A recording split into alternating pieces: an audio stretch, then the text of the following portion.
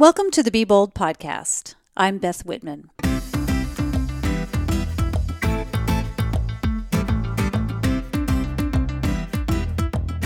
Thanks for joining me for the Be Bold podcast.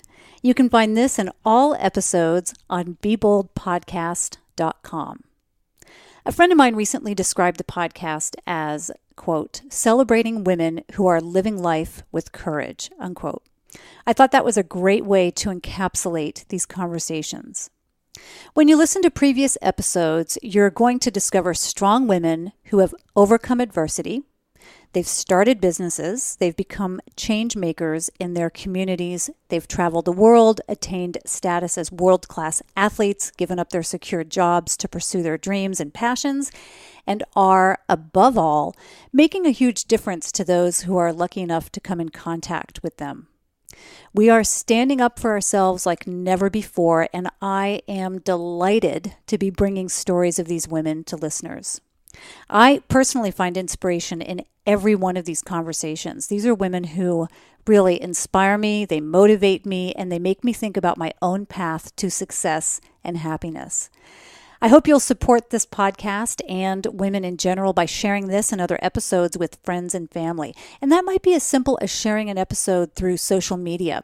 We are truly on the precipice of change, and I hope you'll join me and the women in these episodes on this journey. A quick reminder to the ladies out there, please join our Be Bold Facebook group.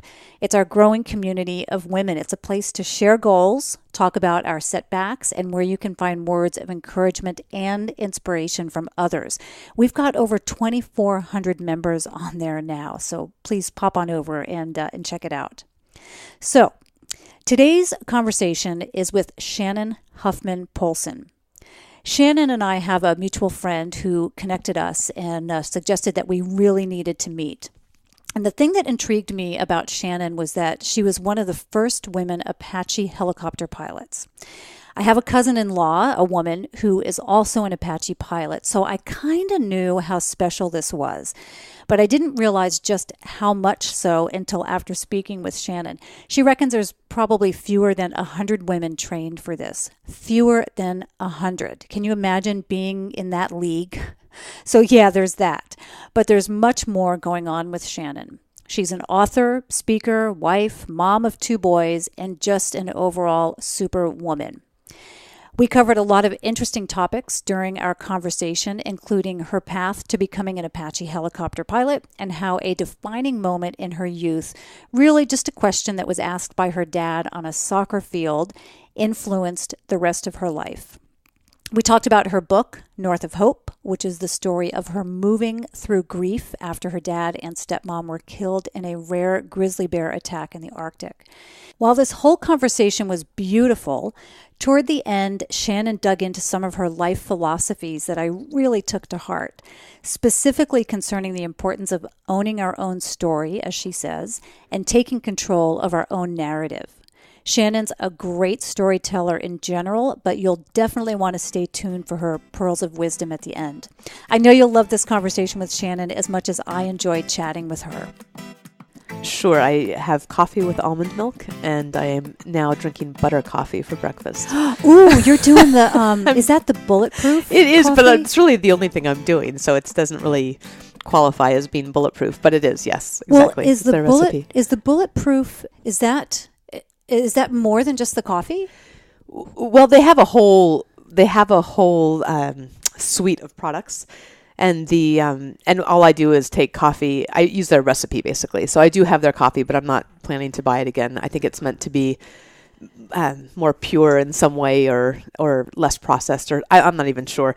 But then you add ghee, and then you add their coconut oil extract that's supposed to be good for you. Right. So I'm trying it out. We'll see. I mean, right now it's interesting. So how long have you been doing it? Just like a week probably. Okay. So very short. And I understand the process with that is that because you're mixing a fat with coffee, that it's going through your system slower and it's sustaining you like with that caffeine buzz for a longer period of time. I think that's the theory. And also because there's the fat in it, you're not as hungry.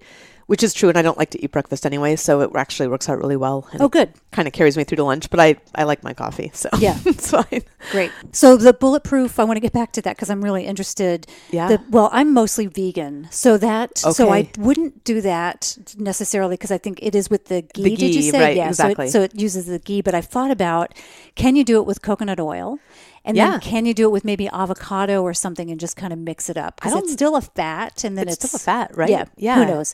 But yeah. there's more beyond that. Well, I think it's kind of part of this whole keto lifestyle, which I have clearly not embraced, but at some point, maybe it'll be interesting to try. Yeah. So, yeah. So you do research on the keto? I just ran into somebody who is a huge fan. So it's just a very recent curiosity of mine. Yeah, I okay. could only call it a curiosity, and I have not really done much research. Okay. But I don't know a whole lot about it, but it's also, does that also include the window of time, like you're only eating the intermittent fast, right? The thing. intermittent Yeah, fasting. Well, she's also a big fan of that. No, but that is actually more interesting to me somehow. Like I think that is something that's been part of all these ancient wisdom traditions, right? Is fasting, and so even though I have not found any place where a nutritionist has endorsed it, I think it's still a really interesting concept. So Yeah. What brought you to that? Like, what are you like? A lot of times it's CrossFit, and there's like kind of that kind of thing is in the CrossFit community. Is that what I'm brought not you CrossFit. to it? No, I think just looking at trying to be healthy and different ways to be healthy, and being in my 40s and having 2 young kids, and things start to change a little bit. So Where are you finding your information? mostly just online and like various TV shows and things that have covered it. So Okay. again, I'm not any kind of, I'm not deeply into it at all. No, that's fine. I'm always really curious because my husband comes up with these things and I'm like, how do you know that? And he's like, I don't know. I read an article and then I followed that link and then I went to here and then I found this and then I'm like, It is kind of how it goes, right? Which makes you a little concerned. But I do feel like the intermittent fasting, there's been enough from enough different sources that it's actually pretty interesting. And keto, I actually don't know. I haven't read enough. I agree. But Yeah, with the intermittent fasting. And I know we're just really going down a rabbit hole here, but I'm fascinated by it myself. And I know with the intermittent fasting, I've tried it a little bit. I think I need to work my way into it if I really were going to pursue it. But I know it's more difficult for women than Yes. it is for men. Right. And I just think I have a hard time with it because I just want to pass out after a certain, like, I just need my food. Like Some of us have more to burn than you do. So Yeah, well- see, that might be why. It could be. I don't know. Anyway, so thanks for coming today. Yeah. I really, really appreciate it. And we have a mutual friend, a Yes. former neighbor of mine who I'm so bummed that she's now living down in Bend. Yes. But a neighbor friend of mine connected us. Right. And I know we've been trying to get this together for a while. So it's great to finally meet and have a sit down conversation. Likewise. I have to admit, the thing that I find most fascinating by your story, and we'll get into kind of the big picture and the longer version of it, but the most interesting thing for me is probably it's something that you're not working on specifically right now, but it's the fact that you were an Apache helicopter pilot. Right. For the military. Yeah. And that blows me away on so many levels. And so let's start with that because it's the piece that I'm personally most fascinated with. Sure. And then we're going to unpack a bunch of different things because you've got lots of great stories and history and information and books and all the things that you do. So first tell me, kind of land me like where you were in the military, and then I want to find out how you got to that point in the military. So exactly, you were a pilot. So tell me what that's like. So I had a pretty neat opportunity, and it's been a number of years now, but to be one of the first women to fly the Apache after the lifting of combat exclusion. And Congress decided that women as well as men could fly any aircraft in 1993, which was when I graduated college. And so I ended up leaving with my commission when I graduated college in 1993. I was an English major from Duke, and I had a commission as a second lieutenant in the United States Army. So I showed up to flight school at Fort Rucker, Alabama later that year, and a year and a half later came out Apache qualified. A little bit more complicated than that. But and then I served for 8 years after that. A year and a half later, you became a pilot. Well, I mean, the whole process is becoming a pilot, but I was Apache qualified by that point when I left and went to Fort Bragg. So what attracted you to being a fighter helicopter pilot? I think, when I was in college and thinking about the way that I would pay back an obligation, then aviation definitely seemed like the coolest thing to do. And then once I I was in aviation, it seemed like if I was going to spend 8 years in uniform at a minimum and potentially more, then the Apache was by far the most incredible airframe. And I also had this feeling like if I was going to end up going into combat, that I wanted some way to shoot back. And so those all kind of played into it. I think finally I ended up with having a conversation with a guy that was a cadre member, which is one of the instructors at the officer basic course at Fort Rucker. And I remember him telling me this story of taking off as a battalion of helicopters. So there's 24 helicopters taking off from the tarmac and all these crew chiefs lined up in front of the hangar watching, and just with this incredible sense of pride and how amazing it was to be part of a unit like that, and how much pride went into that. So I think that probably had a pretty big impact as well. Well, I have to admit that you kind of blow out of the water anything that I thought about a military person, for one, and then, like, listen to you laugh. Like, you're a fighter pilot. You're not supposed to have a sense of humor. That's what I think, right? And you seem happy and you seem like a nice person. You don't seem like somebody who is saying, "Rawr, I want to get out there and I want to fight." Right. So where does that come from? Like, the story I tell actually in the book that I wrote that has nothing to do with my being in the military, but I remember this story of, and it's germane to both the book, of course, as well as I think being as to who I am, which feeds into your question, was being on the soccer field when I was probably 8 years old with my dad, and not with my dad, but playing with this girls' club soccer team against this other team of girls' club soccer players. And I was a defense player, I was never very good. I was always very mediocre. And there was a forward on the other team, and she ended up being someone on the U.S. ski team. Her name was Megan Garrity, and she was amazing. And she would come flying down the middle of the center of the field, and everybody would just part like the Red Sea. Like, she just ran straight into goal every time. And I remember my dad, after one game, saying, "Well, why don't you just run back at her?" And I looked at him like he was absolutely crazy. And then the next game, she came flying down the field right on my side. And again, like, that's, typically we would all part. And I ran straight back at her, and we collided in the middle of the field, fell on the soccer field, and all the soccer parents were silent, which never happens. And she never charged my side again. And I feel like that story, among others, has a lot to do with the person that I turned out to be. So everyone was parting just because she was so confident and she was barreling through. Right. And then you just took her down one day, basically. Surprised everybody, myself included. Yeah. So with just one sentence from your dad, you just, like, your thinking changed. Right. And it was just a question, know. And it wasn't being pushy or forceful, although he could certainly be that. But yeah, exactly. Do you think that influenced all of your life? I think it's a good example of something that influenced all of my life, yeah. And I've always liked to go hard and do lots of things and do them as well as I can, and prove people wrong. So I think that's been part of it. The proving people wrong is not the biggest part, but it certainly plays into it. What's another example of that? Oh, wow. I think like in college, I started skydiving because I had gone to airborne school, which is the Army jump school in Fort Benning, Georgia. And we'd done 5 jumps, which are at very low altitudes and it's all static line. So you jump out and your chute opens, which was terrifying to me, by the way. I thought I was going to die every single time. How many times did you do that? Just 5 to get your airborne wings. And then after that, I decided, well, hey, I'm going to go be a skydiver. So I started skydiving and ended up with my advanced parachutist license. And I think part of that was just not wanting to be brought down by fear and not wanting to be in any way cowed by something that might be scary to me. So yeah, that's probably another example. And the Army is another one. And yeah. So let's go back to the Army there, because I'm still quite interested in that. So you went to Duke, is that right? Yes. Okay, so you went to Duke, and part of that was getting into ROTC. Is that? I actually joined ROTC after I had accepted and started my freshman year at Duke. So it wasn't something I had planned to do at all. And then I knew that I was the eldest child, and that this was a stretch for our family for me to be able to go, even though I had savings and all. But it was a pretty expensive school. And I looked at all the ROTC tables and thought, I should try this. And my dad had been drafted for Vietnam out of law school. So he'd been an Army JAG officer and was very proud of it, but had done his 4 years and then gotten out. And that's how we ended up in Alaska. So I had some familiarity with that sense of pride and that sense of service and that sense of patriotism that came from a family that originally came from the North or Midwest and ended up in Alaska.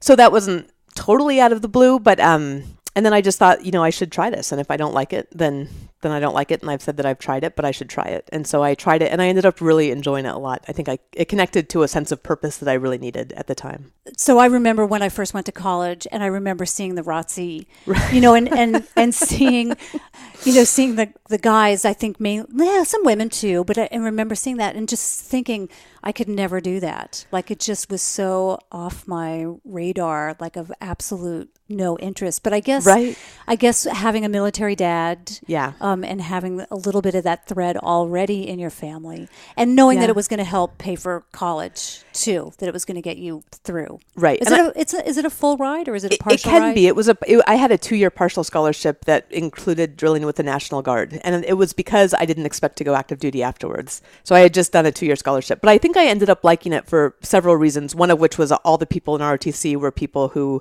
like me, had jobs ever since they were 10 years old, you know, and were expected to save for college. And Duke was kind of a huge culture shock to come from Alaska, from a middle-class family to Duke. And so I think there were more people to relate to just from their backgrounds in ROTC. What brought you to Duke? I think just wanting to get a long way away from home. And my parents divorced when I was 12, and I think I just wanted to get out of Alaska. Yeah. So, but why Duke? Was there a program there that you were studying? Not really. I knew I wanted to be, I thought at the time I wanted to be English, history, and art history triple major. So I was looking at all at schools. So underachiever. Yeah.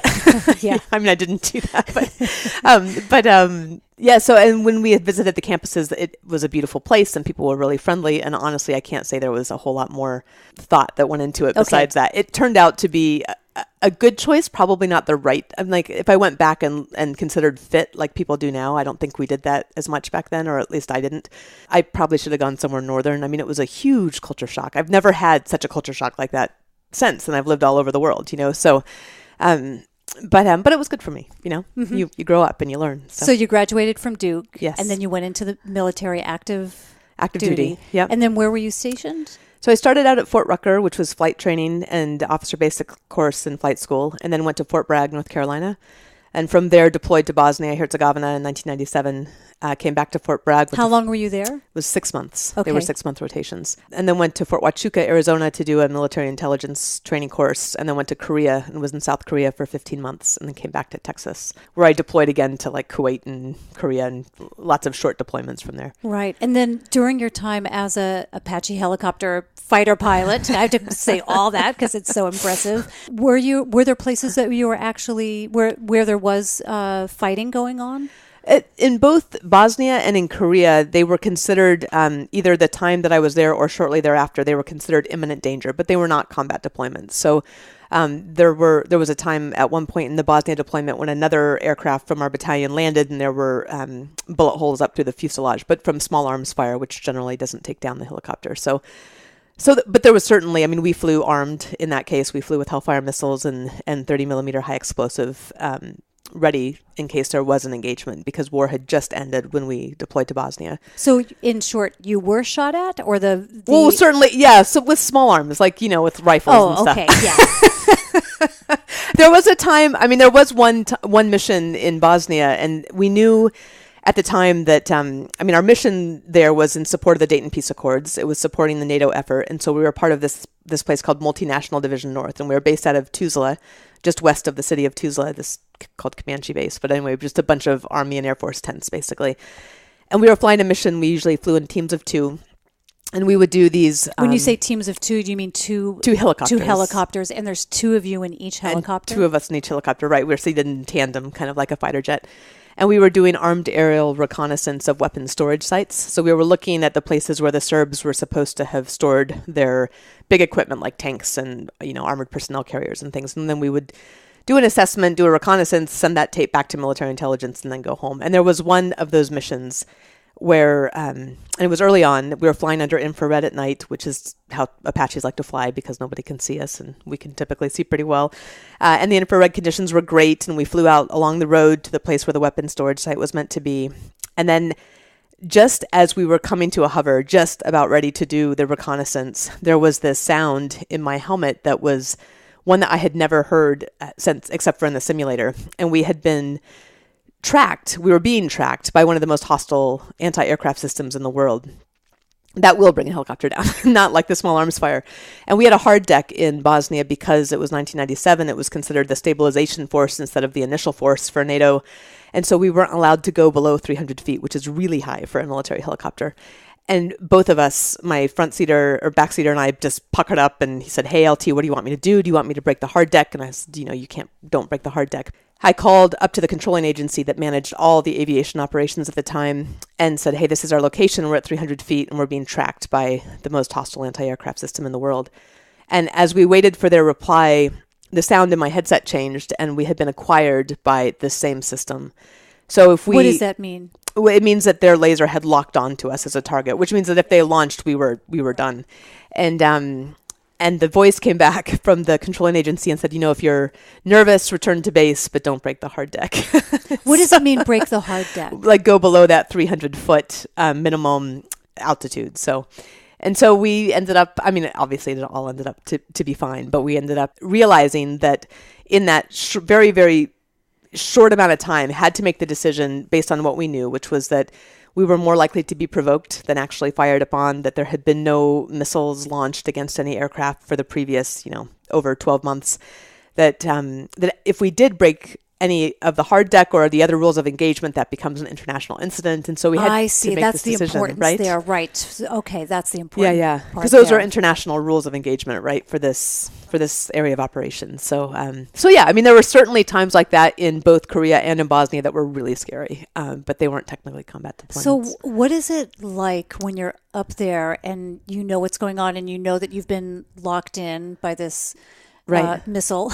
Right. And are you totally in control? Your mind is super hyper focused, or are you about to have a heart attack? I would say, actually, it's interesting. I think my experience in the cockpit was just this, and it was actually, I loved it for that, is this extreme, really clean focus. And when you came back and you landed and you debrief, that's when you might say, "Oh my God, I can't believe this just happened." But in the aircraft, you're just super, super focused because you kind of had no choice, right? Everything will fall apart if you don't stay focused. How do you train for that? I think to some degree that's a personality, and to some degree you train in, you train in multiple contingencies, right? It may or may not be that specific contingency, but you've trained in so many different contingencies in both the simulator and in various, role playing that we would do, even walking the hangar floor and in various battalion operations. And so again and again and again, you train for these contingencies and you talk through these contingencies. So it's not something that seems random, which doesn't make it less scary, but it's not random at least. So, do you consider yourself to be a hardened or a guarded person? Because what I think is somebody who can stay that focused and be that calm under pressure also has to have some kind of veneer or guard up. But you don't strike me as someone who's like that. It's a different time of life too, right? Like right now I'm a mom of 2 little boys that are 4 and 7. So I'm just harried and distraught for various other reasons. So I think it's just a different time of life and a different type of focus. But, and I would say the guardedness, I would say yes. And that has more to do with the on the ground challenges of being in the military than it does the in the air challenges, which is really, it's not as simple as playing a video game, which I don't do and never have done, but it is this kind of very focused mechanical sort of process that you're doing. And there's a ton of judgment involved and there's a ton of assessment involved, of course. So it's not simply robotic. And you're not there completely alone, too. You've got somebody who's watching your back, and you've got somebody on the ground who's kind of assessing the situation and providing you with some feedback. Hopefully. You don't always it depends on the mission in terms of whether or not there's someone on the ground. But yeah, certainly you're out there with the other person in the cockpit at least, and the two of you are out there figuring it out. And usually there's other helicopters as well. What's it like to walk away from that? Like to walk away from the military, to retire from the military? I think it took me a little bit of time. I transitioned out through the tech school at Dartmouth and did an MBA for 2 years. And I would say it was not the most graceful exit for me, just in the sense that I missed that sense of purpose. And when I left, it was August of 2001. And so I showed up at Tuck, which was a great experience. But then September 11th happened, right? And there was another guy, another classmate of mine who had been a Marine, or is a Marine. Sorry, Marines are always Marines. And I remember we would be watching the TV of all of the military action that was going on, and classmates would just be streaming by talking about the hockey game or the accounting quiz or something, and feeling completely out of place and being almost angry that there wasn't more engagement from the people around me, that they just didn't understand. And both of us felt like, maybe we should go back in. This is where we can actually feel like we can serve a purpose and do something meaningful. And so that was a hard thing to move beyond, I would say. So when you left the military, you went to MBA school with the idea that you would be out of the military completely? Yes. Beyond that? Yeah, exactly. And it was a year after I got my MBA. I remember I was in Seattle working for Guidant Corporation, and I had my Starbucks latte walking along Lake Washington, and I was talking to my dad, and one of the questions was, do I resign my commission altogether, which I feel like is a huge honor to have a commission in the military. But they were calling people up constantly, right? And I had specialties that were in demand, like the Apache and like military intelligence. And so I remember telling my dad, like, I don't know, maybe I should either go back in or at least be in the reserves. And he said, Shannon, you did your 8 years. Let somebody else do theirs. And you also realize the Army doesn't miss you at all, right? I mean, it's a huge machine, and you're just a little tiny piece in it, no matter who you are. Had you had kids at that point or not? No, yet? I wasn't even married. Yeah. Oh, okay. Yeah. But now there's no interest at all. Yeah. How did you meet your husband? Reasons. We met at business school, actually. Back at Tufts? Back at Tuck. Oh, yeah. Tufts, Exactly. Yeah. That's right. Being a woman helicopter pilot, Apache helicopter fighter pilot is quite unique. You were one of the first. Do you know how many there have been since? I don't know. I'm in doing the work that I'm doing right now on actually 2 separate books that both involve this. I've actually looked for the data from the Army specifically and actually put in an information request to the Army, and they have not, theoretically, they have not tracked these numbers, which I find almost impossible to believe. But there are so few women that it might be possible to track them simply by talking to people that were in each of the theaters, like people in the US, people in Europe, people in Asia, and just say, hey, how many were in your battalion or your regiment? Because there were probably just 1 or 2. So I don't know, and I shouldn't hazard a guess because I'll probably be wrong. But I know that in aviation, when I joined in 95, I was then active duty on, fully trained at Fort Bragg. And they were saying that women were at about 2% of Army aviation overall, but then attack aviation was this little tiny piece of it, and we were negligible. I mean, when I showed up at Fort Bragg, I was the first woman, the only woman Apache helicopter pilot in the regiment of 120 guys. So there's 120, a couple of whom have been in Vietnam, and it's a whole different culture. And that didn't change a lot. I know there was 2 other women ended up showing up at the regiment the next year, I think, but there were never more than 3 that were Apache pilots in a regiment that I experienced. Yeah. There may be now. But my husband, John, has a cousin at Fort Drum. Oh, yeah. Who is an Apache pilot. Really? Yeah. Oh, that's That's great. Isn't that great. I met her a couple of years ago at a family reunion. So I was like, isn't that neat? Yeah, fantastic. So she's still active? I think she just retired in the last year. So she served in Afghanistan. Yeah, good. Fantastic. Yeah. So I look forward to having her on the show. Right. I have never met anybody who has known another Apache pilot. So that's great. Oh, yeah. Good. Yeah, that's why I'm curious. Like, it's probably 100 or less than 100? I think it's probably less, but I don't know. Well, I was Googling it, trying to figure out, how many there were, and there were no statistics. And I know that pilots in general, female pilots are like 3%, just in the general population too. Right. It's like super small. It's so small. I'm actually kind of surprised nowadays that that's still the case. I mean, I think there should be more. Yeah, absolutely. I always make sure when I'm on a commercial flight that if it's a woman pilot, I always stick my head in. And I'm like, yeah, like good going, because it's so unusual. And I was on an Alaska flight about 4 months ago, and the whole crew was women. And I had a little selfie taken with them and put it on Twitter, and I love it. 25 people liked it. It's like, yeah, this is awesome, and they were great. I mean, they were great. Yeah, so that is great. Good. So now we're going to unwind and go back in time because I want to hear your story, and then we'll also just talk about like what you're working on and kind of future stuff that you're working on, because you're doing amazing things.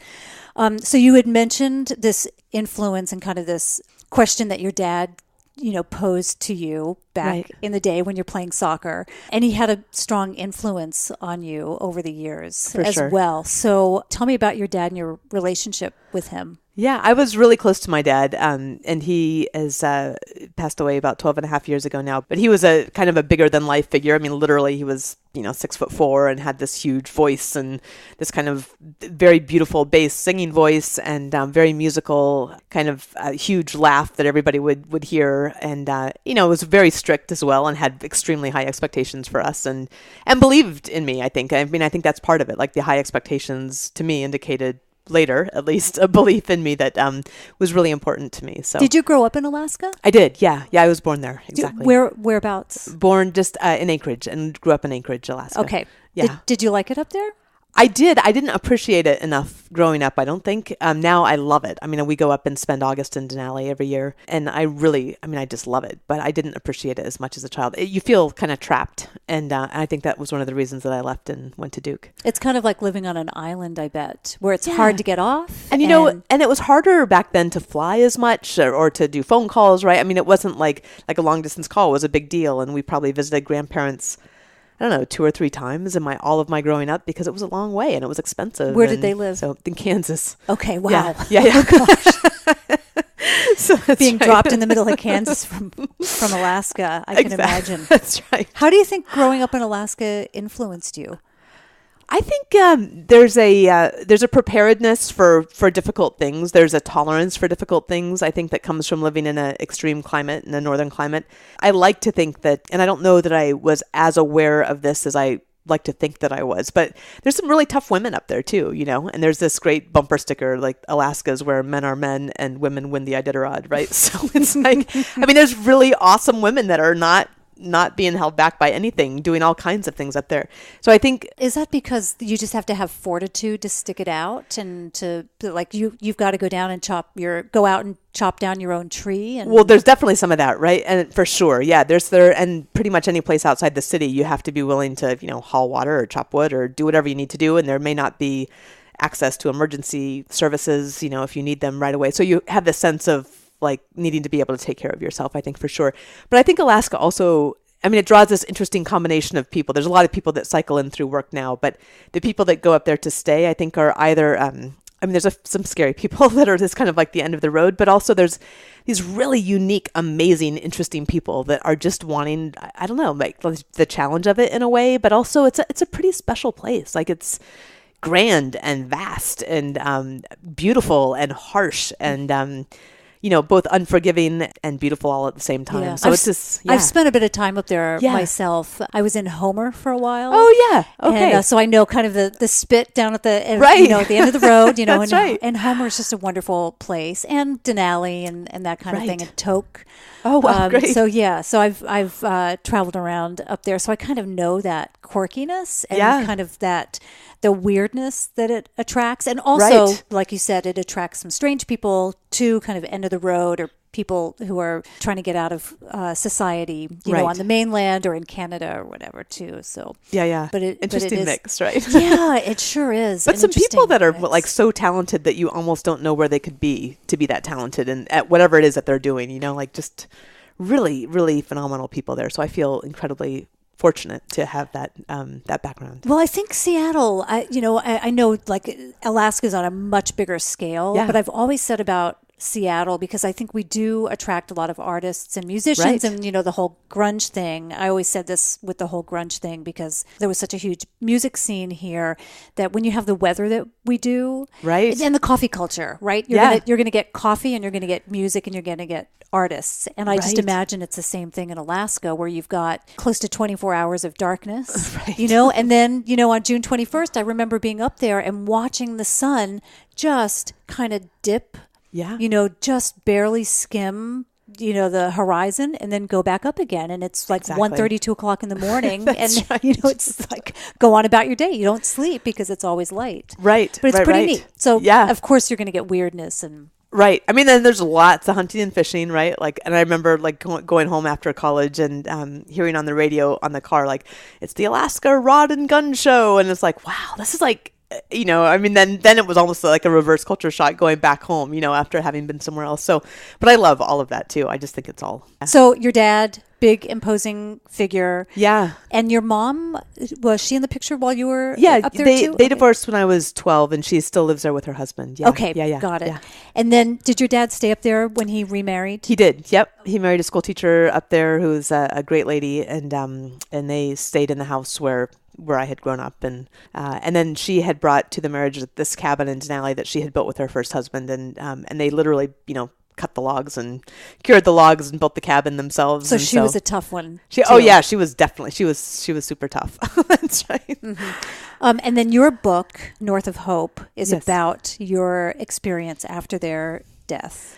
Right. Can you go into those details? Yeah. Can you talk about that? Yeah, I was, and I had just moved to Seattle after business school, and I'd been here for about 2 years when I had a call in the summer that they were kayaking up on the Hula Hula River in the Arctic National Wildlife Refuge, and they were both intrepid wilderness travelers, and they had traveled independently and together and in the Arctic in the past, and so we knew that they were up there. I had talked to them on Father's Day on the satellite phone when they'd called, and I had a call from the police in Kaktovik, which is this small little barrier island off the coast of Alaska in the northeast corner. It was actually a text message that I called them back, and the policeman there said, "I'm sorry to tell you this, but both of them were killed by a bear in their campsite." And so, I mean, that was probably the worst day of my life. And did you believe it? Like, that seems so random. It does, and I mean, again, like, I grew up in Alaska. Like one of the women that was kind of a pillar of our church community growing up had been killed 10 years earlier by a bear when she was out running on a trail with her son and grandson, and you certainly know of those things, but you don't have a lot of option, and at the same time, I think when you get news like that, there's this sense there's an incredible, you go into shock, really, right? And so there's this sort of muffling of everything, and yet this sense that you have to get busy, like you have to start moving. And so we started making arrangements, and I was actually with my brother in Portland at the time. I was not married, and we drove back up to his house in Portland while he made flight reservations, and I called funeral homes and just started this process that no one ever trained you how to do, but must need to get done. And then headed back up to Alaska. We felt like we needed to have the burial quickly, so because of what had happened and, with the state of bodies after something like that. And so we had a funeral on Thursday. So that kind of from Sunday to Thursday was this crazy period. And then, of course, it just gets a lot more challenging after that. So the North of Hope is the book that I published in 2013. And it talks about... What year was it that they were killed? They were killed in 2005. And then in 2006, I went back up to the Arctic and did the same trip that they had done. So flew in also to Kaktovik, flew into Grassers, which is the farthest southern access point on the Hula Hula to be able to raft or kayak. You kayak north then because it's the farthest point in the continental divide that has kind of flipped over to the west. So all of the rivers flow to the north. And then I followed their trip, and I had their maps, found the campsites where they had camped, found the place that they had died. Why did you feel the need to go back? I think, I'd grown up in Alaska and I'd been all over the state, but I'd never been to the Arctic. It's a pretty difficult place to access. It's incredibly remote. There's one flight that goes over every day. So if you have a problem, that's the one flight you need to be able to aim your emergency radio towards a day. And it's this incredibly beautiful, wild, untouched landscape. And I knew that they loved it, and I wanted to know the place that they had loved so much and understand it more, and I wanted to see the place where they had died. And I think there was some part of me that wanted to finish their trip as well.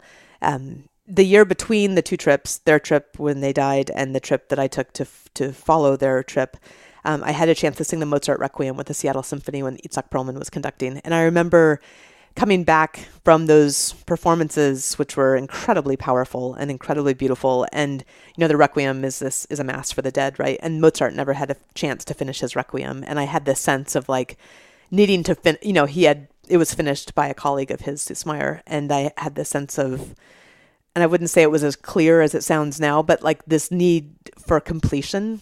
It doesn't, nothing is finished in any sense in terms of loss, I don't think, but needing to finish their trip and to give you a sense of closure. Yeah, but I don't believe in closure. I don't think closure happens. So but probably then I didn't know, so you just know that there's work that you have to do. I think that's what it was. There was work that I had to do, and I knew that I didn't know what that was. I knew that it was going to be hard, and I knew that I needed to not be afraid to do it. Or if I was afraid to do it, I had to do it anyway. And how did you know what their route was when you say you were going to go finish their trip? Yeah, so I had their maps where all of their, and the Hula Hula River goes, it flows to the north. So you can pretty much, yeah. And they had not made it to the point where it was really, really braided, where they might have gone in one channel or another. But again, you'd be in the same vicinity. So by the time that they had died, the place where they had died was just outside of the foothills, just north of the foothills. And after that, the river starts to braid quite a bit more. But we knew from the maps where they were. Also because we had the police report. And so the police report had the GPS coordinates of where they had died. So you do this requiem, you're singing this requiem, and there's an epiphany that you need to go up there? I don't know if it wasn't an epiphany so much. I had this book, that's this beautiful book called Seasons of Life and Land by Shubhankar Banerjee, and he's this, I think it's an ex-Boeing engineer that went up and lived in the Arctic for a couple of seasons and took these incredible photographs that actually were used I think in the Smithsonian, I think they've been used in Congress to kind of help to bring awareness to this incredibly beautiful place that's sacred, for the people that live there. And I had that on my coffee table, and I just what I remember is coming home after singing the Requiem, after the performances, which were the most musically amazing, experiences of my life with Itzhak Perlman, who's just phenomenal, and looking through this book at the hula, and looking through these pictures of the Arctic and the pictures of the hula hula, and just thinking, I need to go there. I don't know if it was epiphany so much as it was just a gradual understanding. So then you went up the next year. Right. A year later. And I'm sure that there's just a really small window of time when you can actually go up anyway, right? Just a few months. Yeah, exactly. So you go up, and then how was that trip? I mean, I know we can all read about it. Yeah, you can read about it. North of Hope. Yeah. It was a very important and meaningful trip. I would say in some regards, if you're expecting catharsis, it's anticlimactic, because I almost don't believe in catharsis. I don't know. At least I haven't experienced catharsis. But I think it was an important journey and an important part of the process of grieving and beginning the healing process. And which, just like anything else, it doesn't mean it's tidy, that you can just put it in a drawer and push it away. But I am really grateful for that, having had that experience, even though it was really, really difficult. When we went to the beach where they died, I had brought communion from my priest in Seattle, and had communion on the beach, and which is part of my faith tradition, and then built this cairn and left a little medal from the Our Lady of Guadalupe, which is the church where they went when they were at Denali, and made a cross. And I think there was some Whitewater magazine that mentioned the cairn. I can't imagine it's still there. I mean, it was small, but so it was an important journey. Yeah. I'm curious. So you don't believe in closure necessarily? Yeah. Does that mean you still carry an open wound from it? Yeah, I don't think it ever totally closes, there's things now where it's been a while, but I think all the time about, especially, getting married and having these two amazing little boys, and how when we have anything that is really meaningful in our family, I think again and again how special it would be to have my dad there. I see. So I think that's kind of a lot of it. And I still have days where I want to pick up the phone, or I will literally pick up the phone to call my dad, and I'm like, wow, I can't do that. Right. So, yeah. Do you not have the same strong relationship with your mom? Not as strong as with my dad. Yeah. It just didn't work out that way. Yeah, that's okay. Yeah. Is your brother was he as close to your dad as you were? I think in a different way. I think it's interesting, right? Because all siblings have such different relationships with their parents that you almost wonder if they're the same people sometimes, or the same years that you had experienced. But I think, yes, he was definitely close to him. He had a different relationship, and I think he kind of idolized him a bit more and modeled himself a bit more after my dad, is my impression.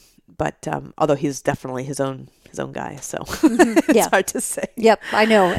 Siblings are interesting that way, right? For sure, I know. So you go back and you do the trip in 2006, yeah, and then Did you come back immediately and know you wanted to write a book, or did you kind of ruminate on I that had for a long sense that time? I wanted to write the book before I went. And although then I started the process and it was a really challenging process. It turns out like if you write essays for college English, that's not at all like writing creative nonfiction at all. So there was a lot of learning that went into that. I ended up going back for my MFA, although the book was pretty much done by then. And then actually took 2 more trips when I was married. I was pregnant with our first son, and we did 2 trips up to the Arctic that were both about 2-week trips. One was hiking right in the middle of the porcupine caribou herd migration from the Jago River over to the Achillik and then to the Lethenwall Fork and then back around. And the second was meant to be a kayaking trip, but the river was too low, so we ended up doing this kind of base camp in the Western Arctic and camping right across from this pack of wolves. I mean, it was just incredible. It was really beautiful.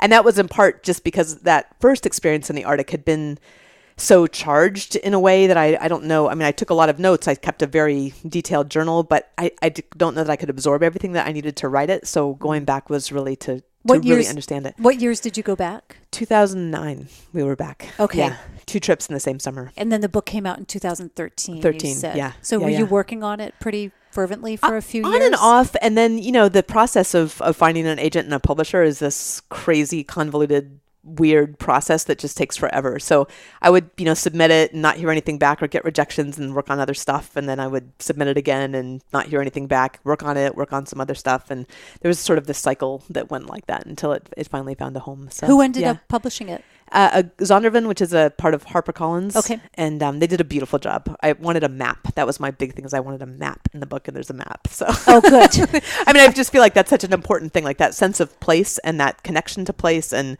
that's such, like, the landscape is very much a character in North of Hope. I mean, I think it was such a teacher in so many ways. So. And that's still available. So I'm going to link to that in the show notes. Great. Too. So we'll make sure that gets out there. A Border Life is your website.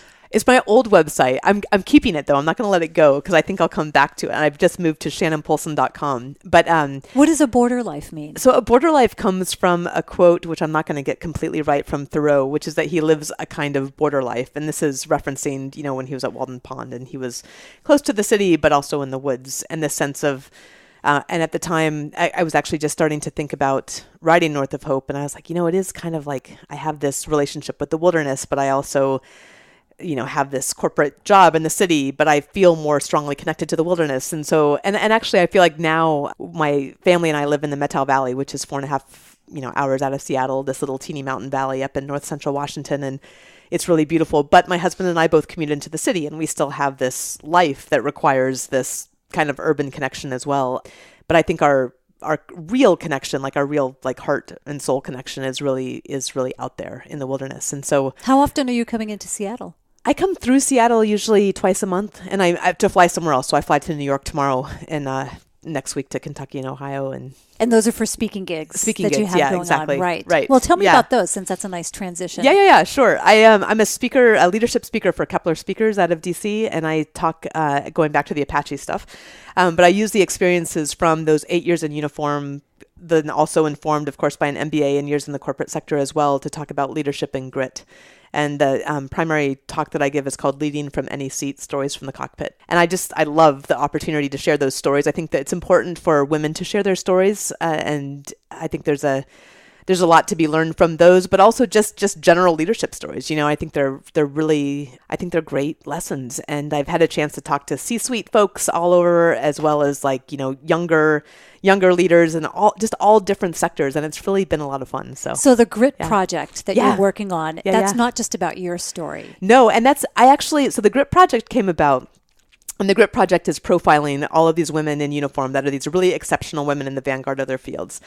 And it came about because I had a second lieutenant ask me maybe 3 or 4 years ago, email me and say, hey, would you be my mentor? I'm just about ready to start flight school. And I thought, I love mentorship, and I love supporting women doing their thing. And then as soon as I sent the email, I had this flash of sort of terror. I was like, wait a minute, I've been out for a long time, and my experience is kind of unique because I was one of the first women in this field. How can I scale the advice that she gets? How can I bring more wisdom to her than just my own experience? And there's so much more out there, right? And there's women now doing these incredible things, incredible careers. And then how could I scale the people to whom that advice could be shared?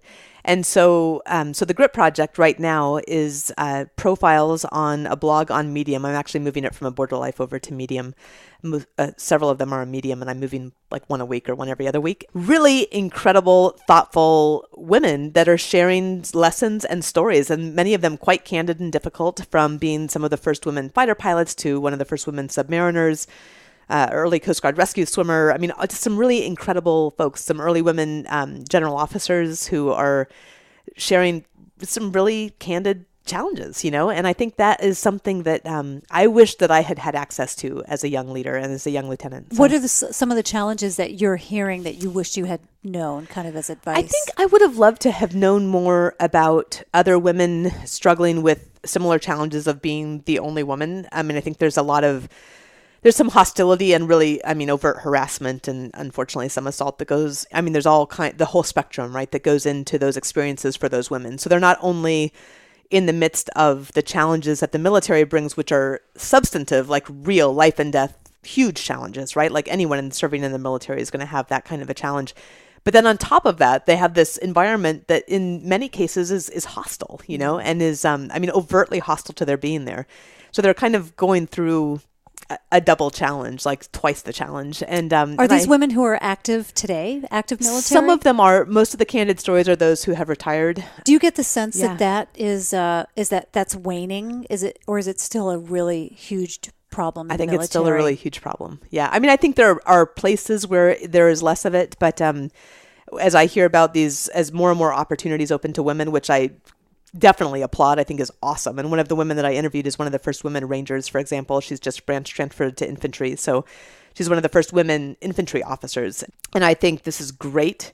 And also there's just so much that goes along with that we're not talking about, right? And they're not able to talk about it. Well, she's not now. I talked to her before she branch transferred, and I'm pretty sure she won't do interviews until she's out now. So, and that's probably as it should be, But I think it's important for all of us to share those stories, though, like to understand that women have come before us, that they've faced these challenges and that they've gotten through them, or that, it gives you strength. Like even in retrospect, it gives me strength, I think. So. Well, you said as it should be. She shouldn't be talking about it.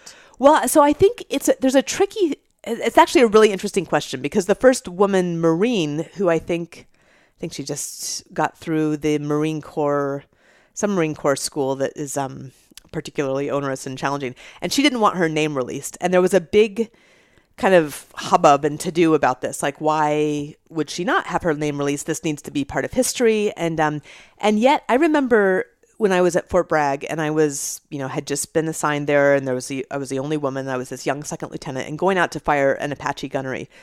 And I went out to fire with every other Apache pilot, because you all have to fire gunneries. And the news came out, and that was, I was flattered, and I think it's great to give that credit, but I think that ends up sometimes working against the person in that position, because all the guys, with some legitimacy are like, well, what do you mean? Like, I've been here firing this gunnery every year for the last 3 years and no one's talking to me. Why is she so special? So there's kind of this challenging thing of like, when do you talk about that? When do you tell those stories? There are enough stories now to tell, and maybe there always have been, but we haven't always shared those stories about women. That's just not in the cultural conversation, I don't think, as much. And I think that's a really important thing to do, just so that women know what they can do, know what their opportunities are, but also once they're in those roles and facing those challenges, that they know that other women have come before them. And I just didn't have that aware. The 90s, the internet wasn't a thing either, right? So there's so many great stories now, and I think it's an important thing to do, to share them. So right now, some of them can be found on Medium, and you're moving them over. And will I be able to link to those in the show notes? For sure. Okay, great. Yeah. And then are you coming out with a book then? So I'm pitching right now. I have the book proposal is out to 5 agents. I just sent it out last week, so it's early. I'm back into that process, right?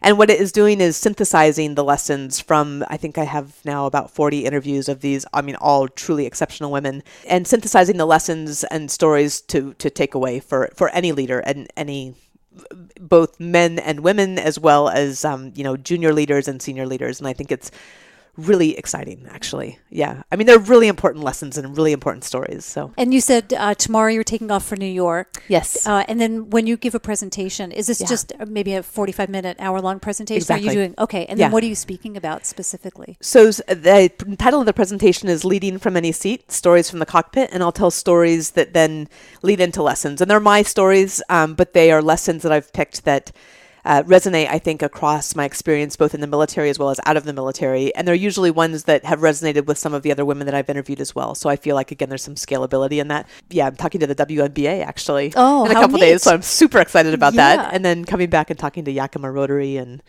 next week is GE and Kent State University. So can you give an example of a story that you'll tell that personifies leadership?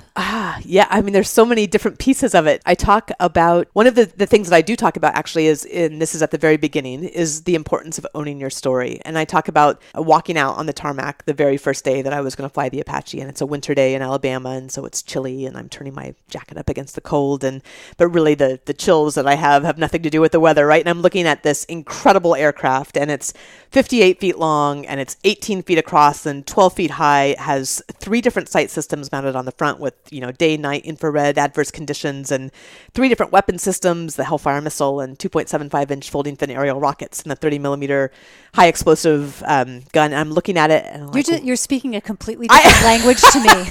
Yeah, that is English, it's right? It's basically this incredible steel machine, right? It's the most lethal and technologically advanced helicopter in the world. And this all glass cockpit, we'd be seated in tandem, just like in a fighter jet. And I look at this thing powered by 2 1,850 horsepower engines. This phenomenal machine. And I'm walking out on the tarmac, and I look at it, and I'm thinking, who am I to fly this thing? I'm just an English major from Alaska, right? What am I thinking?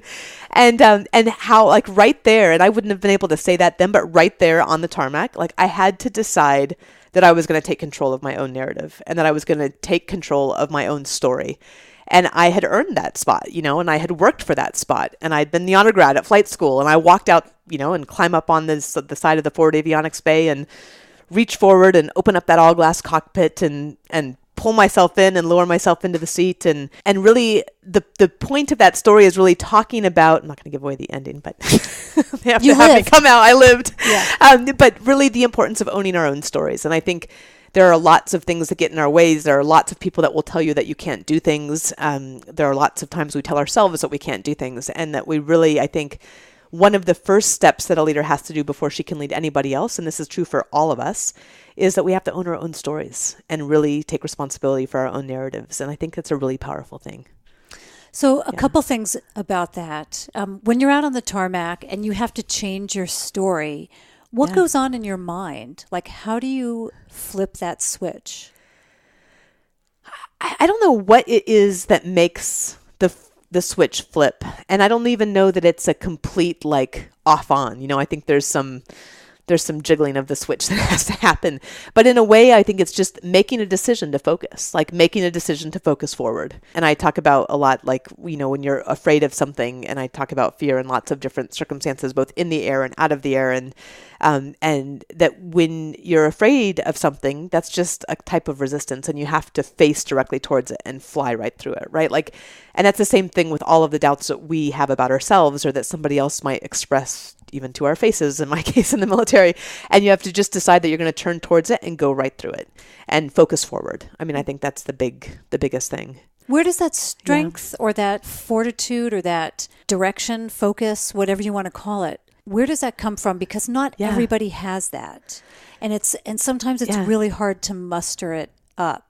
So I think everyone does have it. It's interesting. I asked this question of all the women that I interview, and some say that not everyone has it. Some say that it starts in childhood, and that's an interesting argument. What I suggest is that kind of grit that we think about, and I like the term grit a lot. I love it because it's always how I've thought about it. It's the term my dad used, he used it before it was fashionable. He used it before it was cool. Yeah. I used it before it was cool. Yeah, but I'm grateful. Now it's trendy. Now it's trendy. That's right. That's great.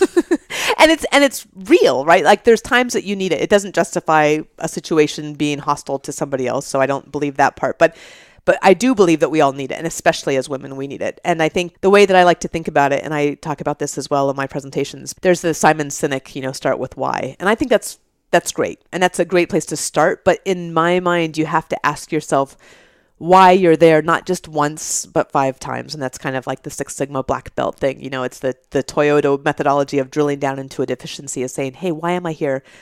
And at one point I was stuck on staff, like my very first assignment, I was just stuck on staff typing for this captain and this major who made jokes about me getting married and saying the Army doesn't owe you anything. And I was like, wow, I'm trained to fly the Apache and I'm just sitting here typing, And if I had said, why am I here? My answer would have been to fly and fight the Apache. And then that wouldn't have gotten me very far because that wasn't what I was doing, right? So why? Because I had requested it. Why? Because I was trained to do so. Why? Because I wanted to serve my country. 5th why? Why? Because I wanted to serve. And I think when we connect to that core purpose, not just asking ourselves why once, but really drilling down to that core purpose, when you can connect to that core purpose, and that's not necessarily what I did on the tarmac, but it's what I had to do for the long game, connect to that core purpose, and I think you can find that grit. I think all of us have it. So that's what I would recommend. So when you find the grit, well, define grit. That's another question I ask all of the people that I interview. I have defined it as a dogged determination in the face of difficult circumstances. Like just dogged. It's not a sexy word. It's not a sexy concept. It's just like, you're not going to give it up. You're just going to keep at it. And I think we have to do that a lot of times, So would another word be like when you're finding your why, you're finding your purpose. Yeah. And when you have such a strong purpose, then you're willing to go through the grit to come out the other end and follow that purpose. Or access that grit to really push through. Yeah, exactly. To get through to the other side. Yeah. I really think of it really more as the core purpose, right? Because it could be that the superficial purpose stops having as much appeal, but why am I here? Because I want to serve. Like service is really important to me. It's always been important to me. So in my case, that was kind of the core purpose. And for somebody else, it might be something else. But have you ever lost your why? Yeah, I think at various points I've lost the, and usually at the superficial level. But I think there's times when you don't keep pushing through too, right? I mean, at the end of the day, like after 8 years, after my time was up, I decided to leave, right? I decided to take a different course and a different path. And there are some women that I've talked to who have said, I could have left because it was tough, but I just knew that I owed it to other women to stay. And so for them, that was their core purpose, was like they are setting the example for other women. That's what motivated them. And for me, I didn't feel like I was in a place where I could live in the way that was where I was able to serve in as meaningful a way as I felt like I wanted to. I think I was also starting to understand that I had a different why that I hadn't really connected to, which was this creative piece of me that I have always... It's not new. Like it's what I always thought that I would be doing. I always thought I would be writing. This is nothing new. It's my 7-year-old self, But I think reconnecting to this piece that I had sort of lost track of, which gave me a different and a stronger why to connect to. What happens in that transition time between, in your case, military and writing? Yeah. Because it's not easy. Right. When you're transitioning, because you don't know what's going on, you can feel lost. What happened with you in that transition time period? And it's been this fairly complicated evolution, right? Because I left and went to business school, and then I was in the corporate world for a while. And I remember working at Microsoft, and I was on a great team, working with great people for great people. But I remember talking like at parties with people in Seattle and being embarrassed to say I was at Microsoft because I knew it was not true to who I was. Not because there was anything wrong with it. It was a great job. It was something to be proud of, as my dad would say, but it was not where I thought I needed to be. And that's, I ended up going back for my MFA, then started to do the writing. I always feel lost with the writing, right? I mean, you never know. Like, is it any good? I don't know. Like, is this book going to sell? I don't know. Like, there's nothing that is set for you like there is in a corporate environment or there was in the military in a sense. And at the same time, I feel like it's totally where I need to be. Like that's where that creative energy needs to be. But it's not an easy transition. There's a lot of questioning and a lot of doubts and a lot of like. But and your time at Microsoft, how long were you there? I was there for almost 4 years. Okay, so 2 years getting your MBA, and then 4 years, so about a 6-year transition. Well, actually, there were a couple of years before that where I was at a medical device company too. Okay. So like you're doing sales? Transition. Yeah, like exactly. Right. Yeah. Interesting, because I'm going through something right now myself where I just feel like, just trying to figure out between growing a business and backing off maybe a little bit just to enjoy. We also have to talk about triathlons. You're a triathlete, right? I have been. Yeah. So I'm running marathons. Yeah, that's so, right. I want to spend more time on myself trying to figure out the keto stuff and trying to figure out my health and exercise and that sort of thing. But that's also demanding. You know, that takes a lot of time. The training takes a lot of time. So it's funny. You're talking about a 6-year transition, and really I'm looking at like, things move really fast in my world, because I don't let any moss grow under my feet, so I just kind of move. So hopefully I'll be transitioning faster than right, for sure. And I think that 6 years. Part of it is like figuring out how, if you're going from a corporate job to a job where you're not there's no paycheck, right? You have to figure out kind of how to make that work. And so for me, that's the speaking and the writing really supplement and support each other well, which is great, because writing is not typically the way that you get a paycheck. And I love the speaking too. So it really is a kind of a good yin and yang. It's like the extrovert side and the introvert side. But I will say I am constantly, I just listened to a podcast today and somebody said it's not about work-life balance, it's about work-life integration. And I like that idea a lot, but I will say I struggle a lot because I've got, 2 little kids now who are awesome, and I feel this both incredible love for, and it's demanding, right? It's really demanding. I have my work, which I love, my writing, which I love. And then, we have a small little church that we started, this Methow Valley Episcopal Church, this little progressive fellowship in the Methow. And I just started the library board to start working on a new library in the Methow, because I really believe in this like service and giving back to community. Like, it's ingrained in me from my parents, and I love our community. And there's not time for all of that. And I'm not getting the workouts in, and it's really frustrating. And I don't know how to make that all balance. I don't know. So a quick tangent. Yeah. What podcast were you listening to? It was a Krista Tippett podcast. I love it. On Being. Yeah, Have you ever listened to her? And she's on my iPod right now with Langer. Yes, I haven't heard that interview yet. This was a woman from Harvard talking about neuroscience and meditation, and I'm going to not be able to but it was a great, I loved that specific comment that it's not about work-life balance, it's about work-life integration. And that seems a lot more realistic to me. Well, I was just listening to, the reason I asked was because I was just listening to a podcast this morning on my run, Finding Mastery with Michael Gervais, which I think if you haven't listened to it, it's amazing. But he was talking to Ariana Huffington. Oh, wow. And she was talking about work-life balance too. And the importance of it, actually her whole thing is the importance of sleep. Like, gotta get your 8 hours of sleep. So gotta have that rest.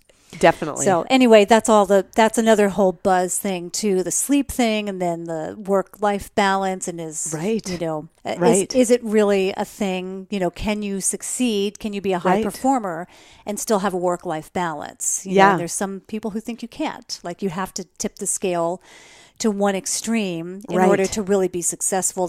But then eventually come back to whatever that other extreme is going to be. So. Yeah. It's a hard question. Yeah, it depends on the person, the type of the job. Circumstance. Right. Phase of life and all that. Yeah, exactly. So triathlons. Yeah. When are you squeezing those in? Well, I'm not at the moment. Okay. And actually I can't anymore. So it's a bit of a shame. I started doing triathlons again when I was in the military.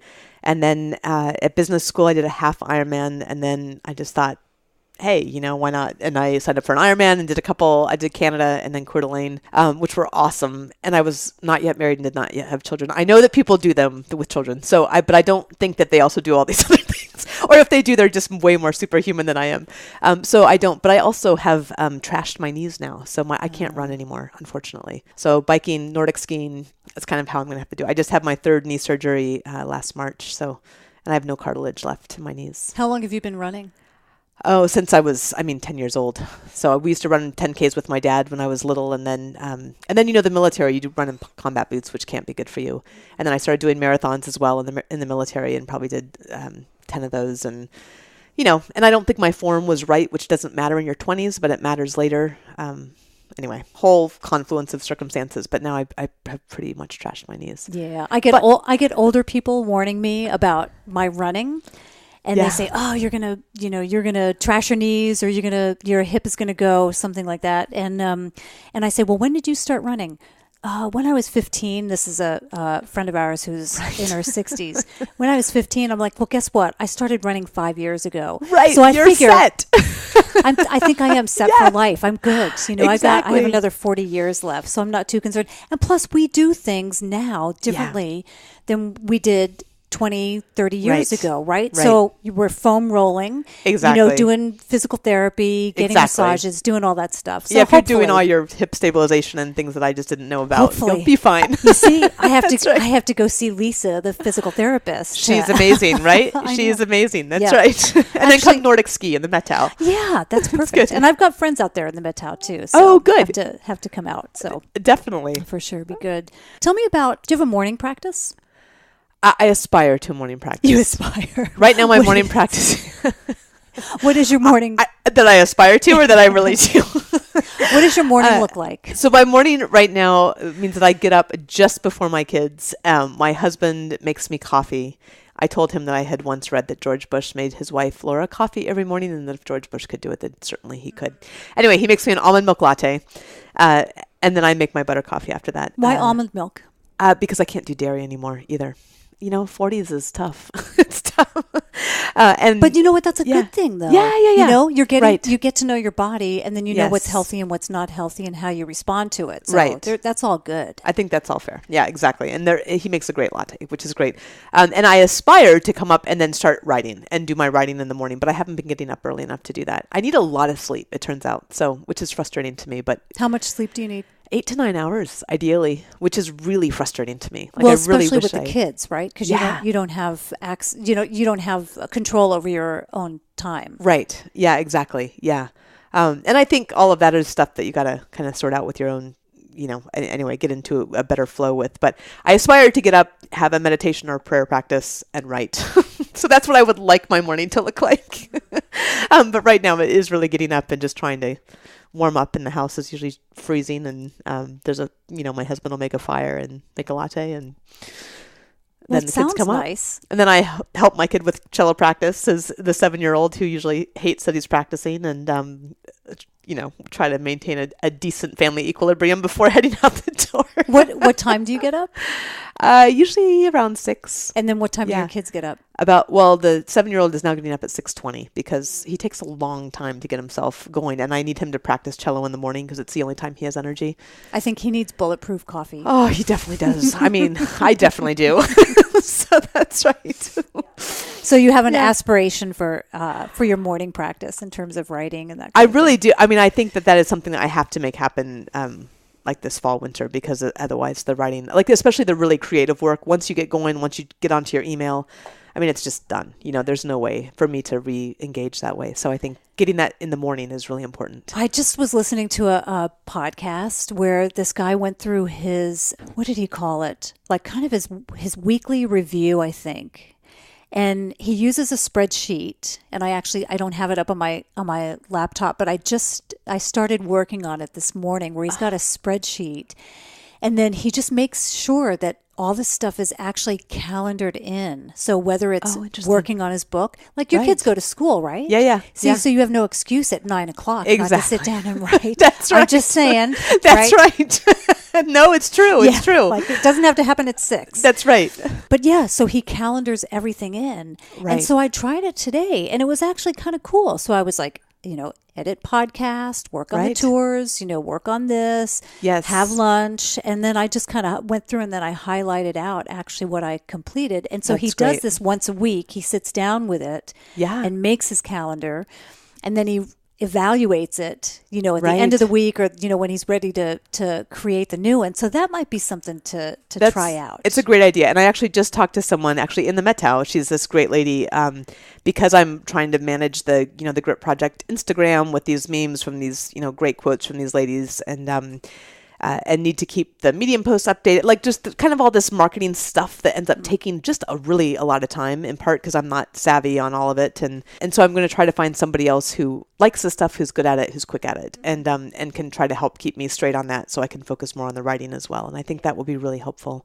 Social media is important, but boy, it's a time suck. It is. It's not. It's great if you can be so focused that you can just dive in and get something done. But invariably, I mean, it is. Right. It's created as an addiction, Right. and you get addicted to it and you get sucked in. Yes. By you, I mean me. Yes. Of course. No, absolutely. I'm the same way. Yeah, you get sucked in and then it's like, oh, it's 20 minutes later. What did I just do? Well, and the other part of it is like you can't just throw stuff up there because it is social, right? Like, and both part of the thing that makes it interesting and the thing that makes it effective is that you actually are engaging with it. But then all of a sudden you realize like, oh my gosh, that's been an hour. Like, what have I done? So I think there's this important piece of it and there's this real opportunity to engage, and yet I have to, so now it's about me, right? But like to really put some boundaries on it. So yeah, I know. It's tough, definitely tough.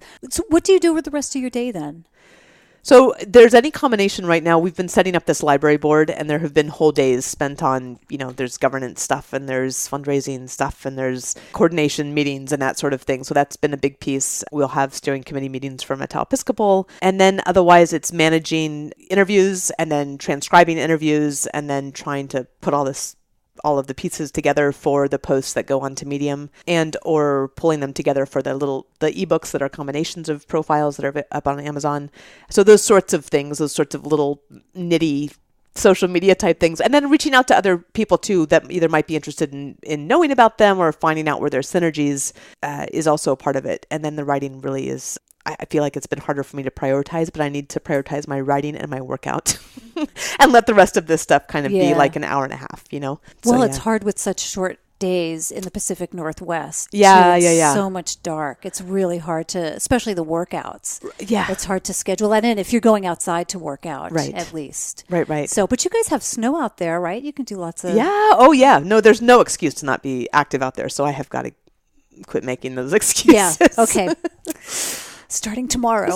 That's right. Or when you get back from when I get back, right. Well, right. Well, that's the other thing, too, is when you're traveling, it's really hard to get into a rhythm. It is. Yeah, it is. It's a funny thing. And that's actually something I'm really hoping that I can get a little bit anal about, actually, is just even like how I pack and exactly what the workout is that you do in the hotel room, right? Because, that's kind of what you end up having to do, or else you don't do anything for 4 days and it's too long. So, Yeah, I usually try to get out and get fresh air. I think fresh air is really important every day. So as we kind of wrap up here, is there anything that you want to cover that we haven't chatted about? I don't think so.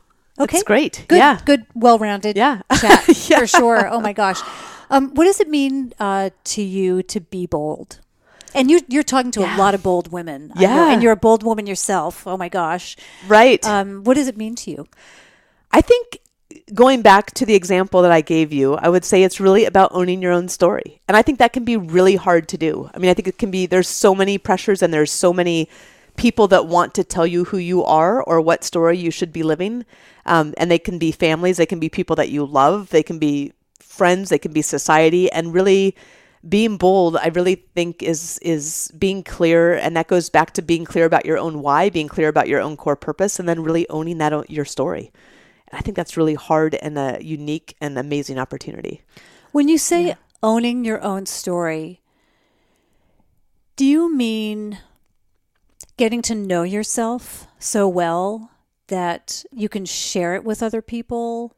Peeling back the onion, peeling back the layers to get to know yourself? I think that's the first part of it, but the second part of it is then what does that mean? Where does that lead you, right? Because I think the first part is knowing who it is that you are and then being willing to take the steps to go in that direction, to move forward in that direction, regardless of what those obstacles are or the people that might be trying to hold you back, even well-intentioned people, right?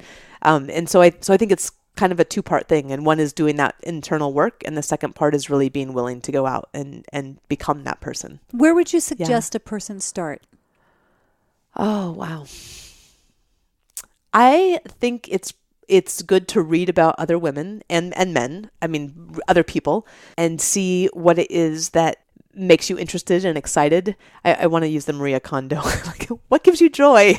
but in some sense, truly, like, where do you feel joy? Where do you feel like, and again, this podcast I was listening to today was talking about the flow state, right? But where are those places in your life where you just forget about everything else about you and you're just totally engaged? So I think doing some of that self-reflection and even going out there, for some people that might mean going out and trying a whole bunch of new things if they've kind of been in a rut for a long time or they've never gotten outside of somebody else's expectations. and then go down one of those paths. And that might not be the path, right? It might just be a path. And then that's a path that teaches you something that then leads to another path. So I think doing that work, which for me, I'm a book lover and I love language and I love books. And so that's where I would start. But also that could be talking to people, listening to your podcast, right? To the other amazing people with these incredible journeys and saying, hey, yeah. And then take a risk, like, hey, if you're in a rut or you're in a place where you don't feel like you're fully living, like I was in a job that didn't feel like that was really true to who I was, well, then sign up for that class, or take that trip or sign up for that marathon or whatever it is that's really pushing yourself and putting you out of your comfort zone. And again, it might not be the right path. It's a path.